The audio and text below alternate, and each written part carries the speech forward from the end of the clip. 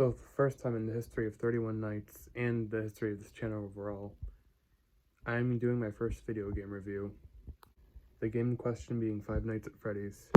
Now, this review will be broken down into 5 categories: premise, gameplay, atmosphere, scares, and I will round it out with an overall score. Now, the premise of Five Nights at Freddy's is pretty straightforward. You're just a security guard taking the night watch at this Chuck E. Cheese-esque restaurant and hoping that the animatronics that come to life during the night won't find you in your office and kill you. Now, as underwhelming as that premise may seem, the way Scott Cawthon goes about executing it all just really helps immerse you in the game. You really do feel a sense of vulnerability when you're in the position of the security guard, because you literally have nowhere to go and you have very limited power, and the anxiety just increases the closer and closer that they get. So I'll give premise a B+, because while it is a pretty, basic premise, like I said, straightforward one, it still is unfolded in a very unique way. There's not really much else I can say about the premise of the game, because that's really all there is to it, but you do get some subtle hints as you play the game about what could have possibly happened about the restaurant, way prior to that, years prior to that, even decades prior to that, from what I remember. Next, we're going to discuss gameplay, and when I first played this game, I'll admit, I was kind of disappointed, only because I was expecting, to be able to move around the restaurant a little bit, not just stay in one space the whole entire time. Plus, wouldn't moving around the restaurant make more sense? I mean, why would you stay in your office the entire time when you could literally just roam around the restaurant, and when you encounter them, you have the option of running for this exit? Yeah, it doesn't make much sense why you would just cower in your office the entire time. But at the same time, I did like the challenge that it gave, because not only did it increase the difficulty, but it helped increase the anxiety that's associated with the game as well. You see, you're literally at the face of death's door in that game. You could die at literally any moment, and the game constantly reminds you by having shadows of people in the background, of the animatronics in the background. Sometimes you'll hear their footsteps. So the limited control you have in the game really does increase the vulnerability of it all. So I'll give gameplay I'm gonna give the gameplay an A, actually. Next, let's discuss the atmosphere of this game, and holy hell, it's probably the best part of it. This game takes a more subtle approach with its horror, with its atmosphere, which ultimately makes the scenes all the more impactful.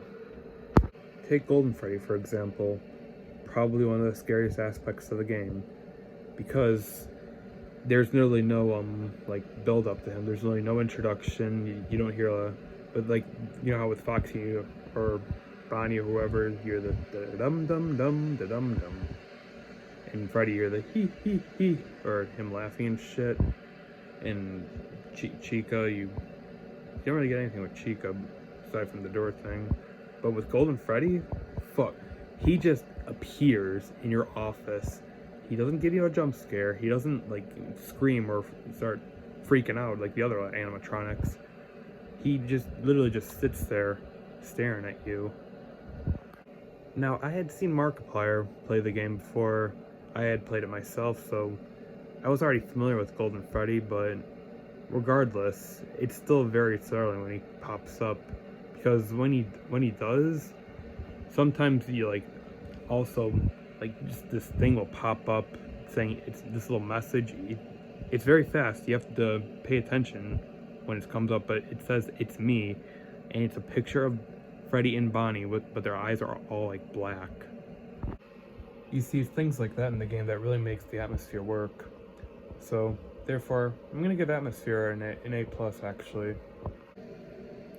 Now we're gonna discuss scares. But I will say one thing: when it comes to jump scares, especially if you can see it coming, they really just lose their impact. You know, it's kind of like a fart joke. Yeah, it's funny for one second maybe, but then, okay, it just loses its touch after a while. It stops becoming funny if you do it enough times, you know? Take the 2017 adaptation of It, for example. It's fucking horrifying to see Pennywise just pop out of that fucking projector and try to eat the kids. Second time you see it, especially not in the theaters anymore, it just loses its impact as a scary, because you're expecting it, you know, it doesn't have that same, like, give you that same rush that you had before when you first saw it. That being said, the jump scares in this game are actually surprisingly effective. I think part of that is due to not only how unexpected they are, but also because of how unpredictable the game is. Like, you literally do not know what's going to throw at you next. Like, for one, I did not know that Freddy could get off the stage while you're playing the game, while the lights were still on, like while you still had power and shit. The phone guy said, "Oh, he only comes around when the power's off, when there's no light." I thought, "Oh, that meant he only comes out when the power's off." That makes sense, because that's when you usually see him playing his little tune, da da da da da. But nope, he can get off the stage, and what's worse is that he's very hard to see.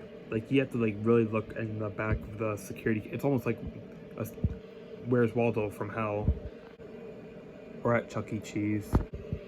And his jump scare is probably the scariest. Not the one when the power goes out, but the one that's going while you're still playing the game. Because he comes when you're literally not doing anything. Like you like if the cameras are off and you're not even doing anything, like you're just idle, you're not touching any doors. That's when he'll come, and it just startles you because, like I said, like it happens when you're literally just idle in the game, doing nothing. So I'm gonna give scares an A. Actually, they are surprisingly effective, and they do really put you in a sense of vulnerability. Overall, Five Nights at Freddy's is a fun, anxiety-inducing thrill ride that will keep you both entertained by just how like thrilling it all is, but also petrified as to what possibly the game could throw you next.